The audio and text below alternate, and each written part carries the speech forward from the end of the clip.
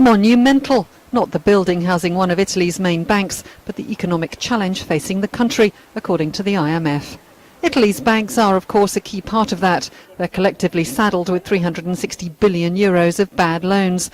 The problem's not a new one, but the halving of their share values after the Brexit vote is, and that made Italy an issue for finance ministers meeting in Brussels.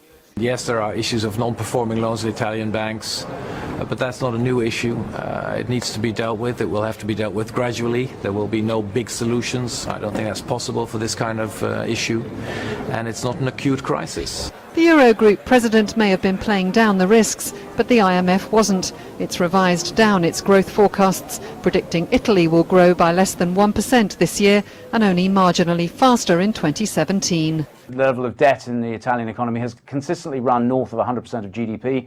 That hasn't changed. So I think Italy struggles from a lack of structural improvements. I think it's from a relatively weak political backdrop, although, of course, Mr. Renzi is trying to adjust that, and that constitutional referendum in the next couple of months will be integral to that process.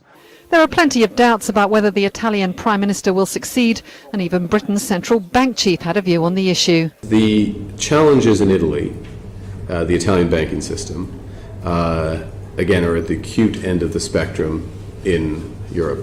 That's our judgment at this stage. Italians may see some irony in that. The latest crisis only became acute because British voters chose to leave the EU.